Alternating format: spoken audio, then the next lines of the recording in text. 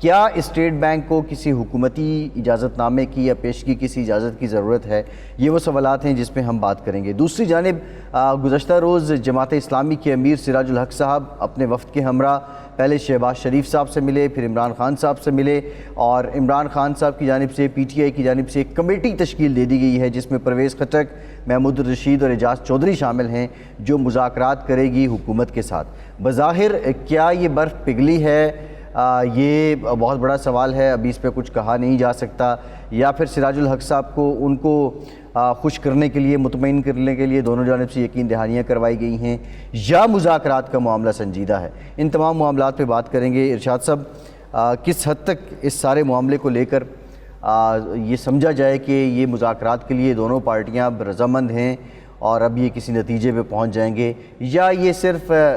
سراج الحق صاحب کو مطمئن کر رہے ہیں یا لوگوں کو دکھا رہے ہیں کہ ہم تو مذاکرات کے حامی ہیں، ہم تو جمہوری جماعت ہیں؟ اچھا، ویسے پہلی بات تو یہ ہے کہ یہ جو مفتی عبدالشکور صاحب کا معاملہ ہوا ہے انتہائی افسوسناک ہے۔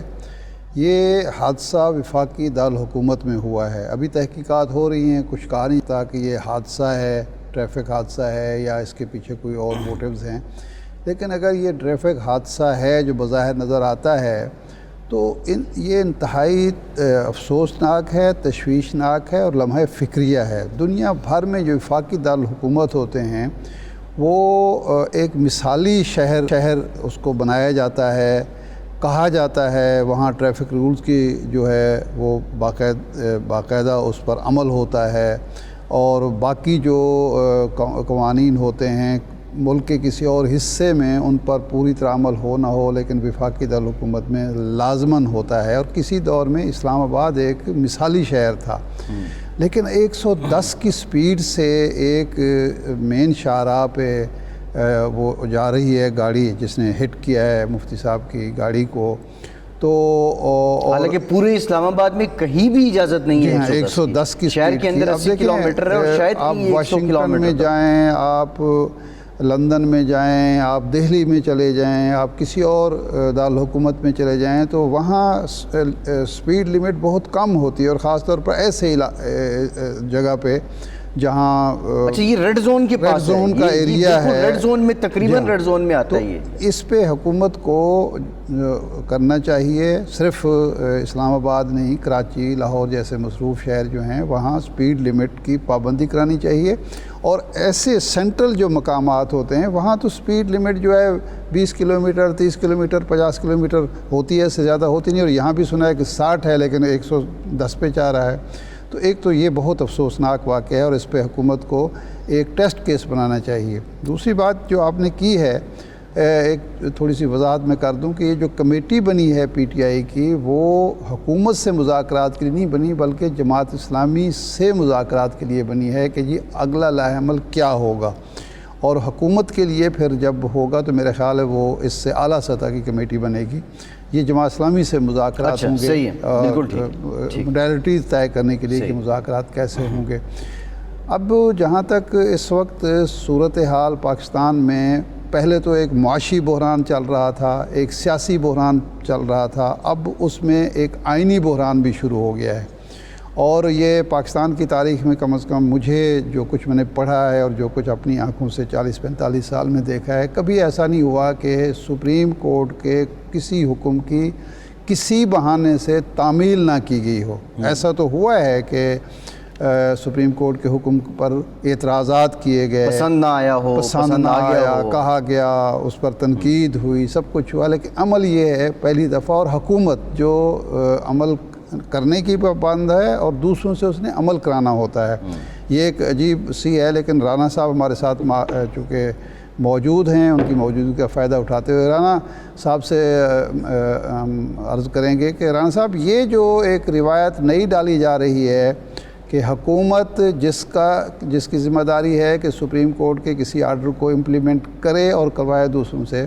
اس نے پہلے آرڈر کو ہوا میں اڑا دیا اور پارلیمنٹ سے قرارداد کے ذریعے کینسل کرا دیا۔ اب کل میٹنگ بلائی ہے آپ نے جس میں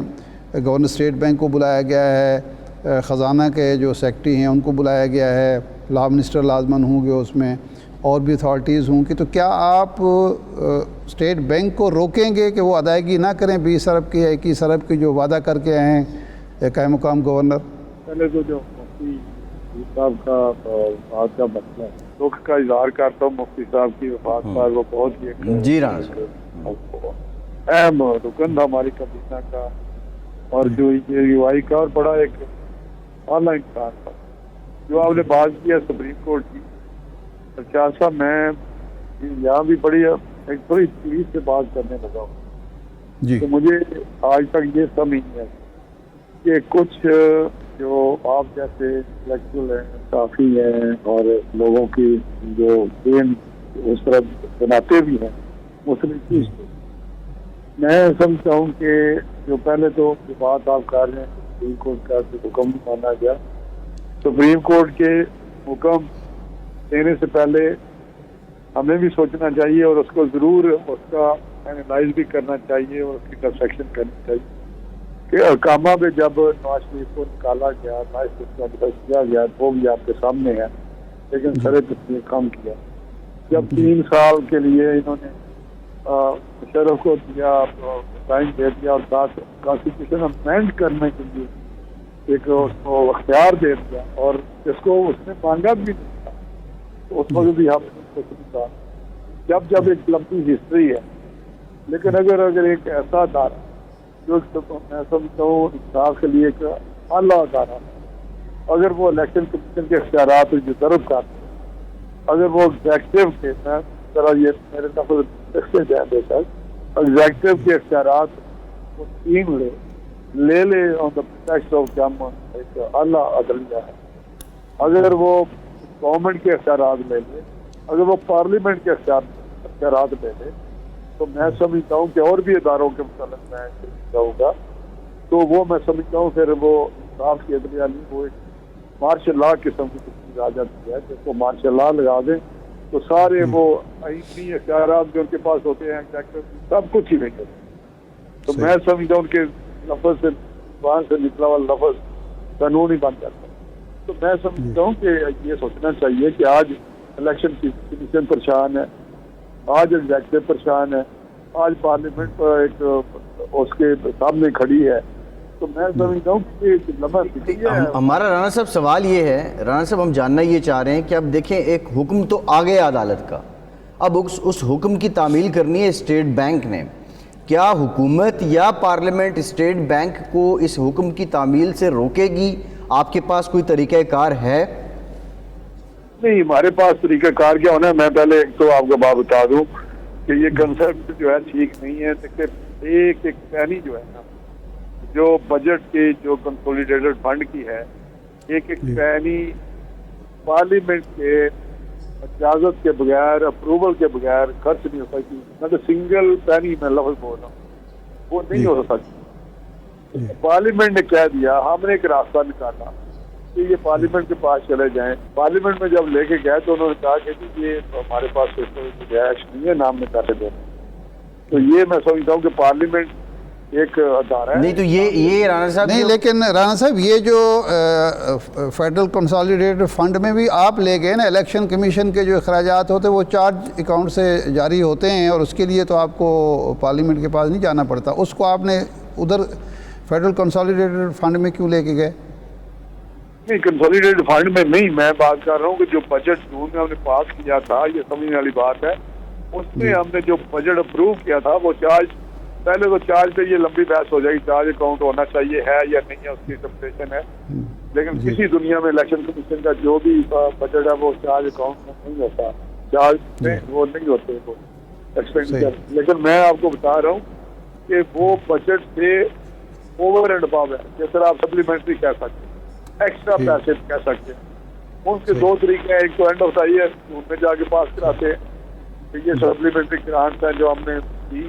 اوور اینڈ ابو آپ کی اجازت سے بغیر، آپ کی اجازت وہاں اپروول چاہیے، وہ اپروول دے دیتے ہیں، جس کو نہیں دینی ہوتی ان پیسوں کی نہیں دیتے۔ اور سپریم کورٹ نے خود کہا ہے، یہ ان کی ججمنٹ ہے کہ سپلیمنٹری گرانٹ ایک پسندیدہ پریکٹس ہے، اس کو روکا جائے، اس کو روکا جائے